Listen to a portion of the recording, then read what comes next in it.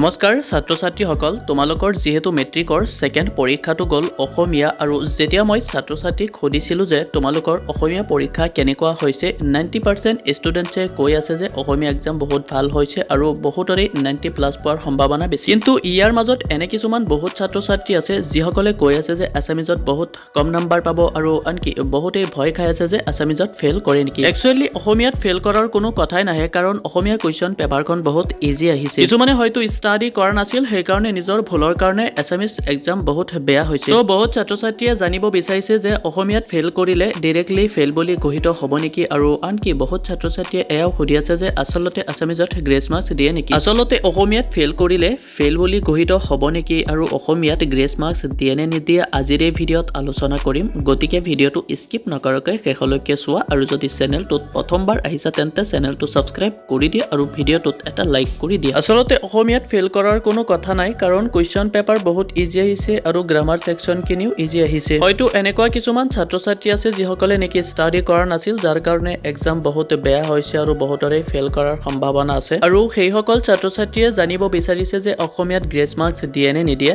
actually অসমীয়াটো grace marks দিয়ে কিন্তু যদি তোমালোকৰ বাকি কেইটা সাবজেক্টৰ এক্সাম ভাল হয় তেন্তে অসমীয়াটো গ্ৰেছ মাৰ্কছ দিব গ্ৰেছ মাৰ্কছ অসমীয়াটো দিয়ে কিন্তু বেছি নাম্বাৰ নিদিয়ে যদি তোমালোকৰ বাকি কেইটা সাবজেক্ট ভাল হৈছে আৰু অসমীয়া বেয়া হৈছে তেন্তে তোমালোকে 4 বা 5 নম্বৰ গ্ৰেছ মাৰ্কছ পাই পেলাই পাস কৰাই দিব আৰু তোমালোকে যেহেতু জানিব বিচাৰিছিলা যে অসমীয়াত ফেল হলে ফেল বুলি ঘোষিত হয় নেকি আচলতে কথাটো এনেকুৱা নহয় তোমালোকৰ যদি বাকি কেইটা এক্সাম বহুত ভাল হয় তেন্তে অসমীয়াত অলপ নম্বৰৰ কাৰণে ফেল কৰাই নিদিয়ে তোমালোকক গ্ৰেছ মাৰ্কছ দি পেলাই হলে পাস কৰাই দিব আৰু এটা কথা জানি লোৱা তোমালোকে যদি বাকি কেইটা সাবজেক্টত 30-40 পাই পেলাই পাস কৰিছা যেনে তেনে তেন্তে তোমালোকে অসমীয়াত ফেল হলে ফেল বুলি ঘোষিত হ'ব মেইন কথাটো হ'ল যে বাকি কেইটা সাবজেক্টৰ এক্সাম যদি ভাল হয় আৰু ভাল নম্বৰ পোৱা তেন্তে এটা বা দুটা সাবজেক্টত যদি অলপ নম্বৰৰ কাৰণে ফেল কৰা তেন্তে ফেল বুলি ঘোষিত নকৰে বাকি কেইটা সাবজেক্টৰ পৰা মিলাই পেলাই তোমালোকক গ্ৰেছ মাৰ্কছ দি পেলাই হলে পাস কৰাই দিব